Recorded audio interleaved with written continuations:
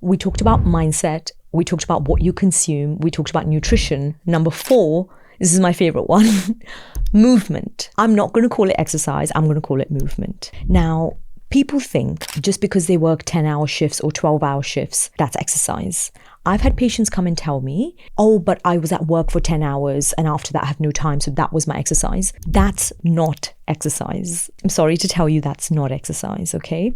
If you are active in your job and it's long shifts, that just means you have an active job. That means you have an active lifestyle. But true exercise is where you're putting strain on your body for 20 minutes or more, where your heart is racing, you get a bit out of breath, or you break into a sweat. You get a bit uncomfortable. Your heart is a muscle that pumps blood around your body. You want it to work a bit harder than what it is at rest so that it can get stronger. The muscles around it, 1, get more blood, 2, build and get stronger, so that when you are at strain at any point, it can easily pump blood around your body from head to toe. That's the concept of what we're trying to do with exercise.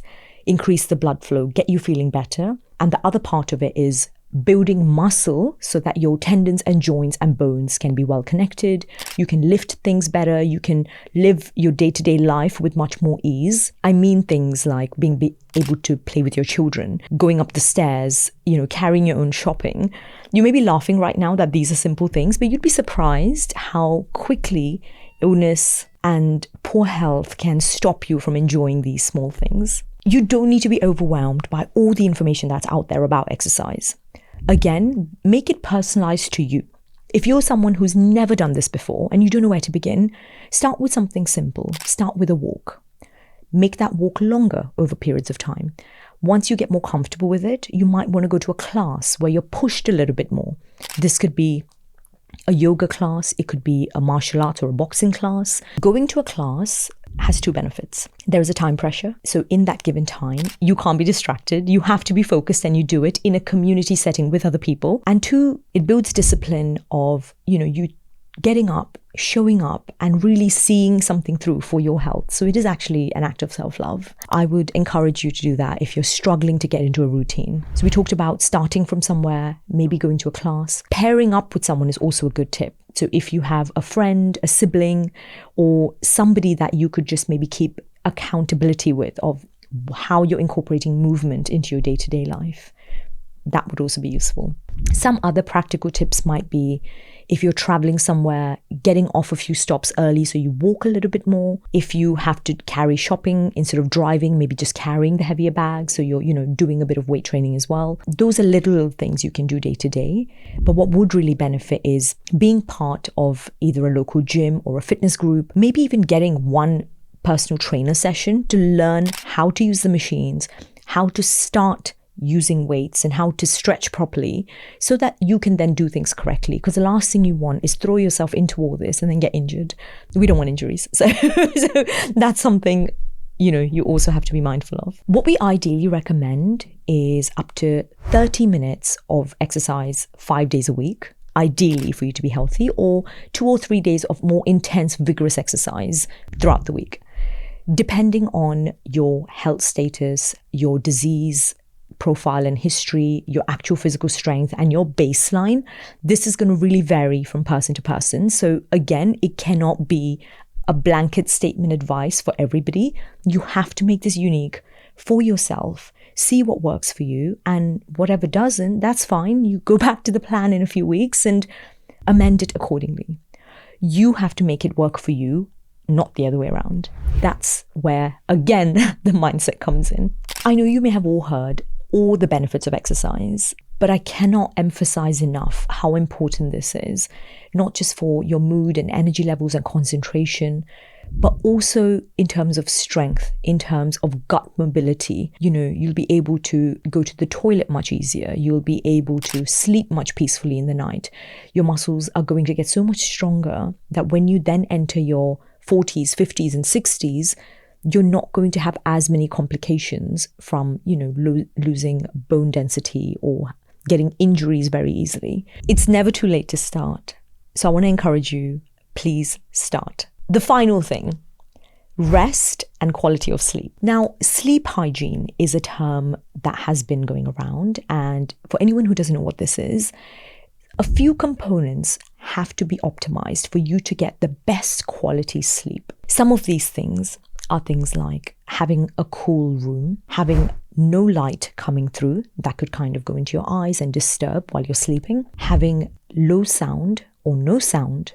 Some people prefer sleeping with white noise, and that's fine, but not having windows open if you're sleeping by a main road that has lots of noise. Reducing screen time up to 2 hours before bed so your mind is not overstimulated. Cutting out caffeinated drinks after maybe say 7 p.m. in the evening. And I say that with a lax mind, because I know ideally it should really be even 5, but most people get home, they might want a cup of tea. It's not realistic. But trying to cut down your espressos and heavy coffees or even alcohol later in the evening, you're going to notice your sleep is going to be much, much better. You're going to get more REM sleep. You're going to get more deeper sleep. You're going to wake up feeling much more rejuvenated and energized. This will allow you to function better the next day, process things, improve your memory, and in general give you more energy. So we all talk about, prolonging life and longevity. There is no point having a long life if we are not healthy enough to live it. And this is what I tell my patients all the time. So the quality of your sleep, not just sleep, the quality of your sleep is very important. Of course, life happens, and there are moments and periods in life where this might be tricky if you've just have a newborn at home, or if you have a pet that's a puppy that's very loud, or you live near a train station where the trains are quite loud. There are difficulties and periods of life, but even then, I would advise things like getting 1 or 2 evenings in the week where somebody could help out or you could get some more rest.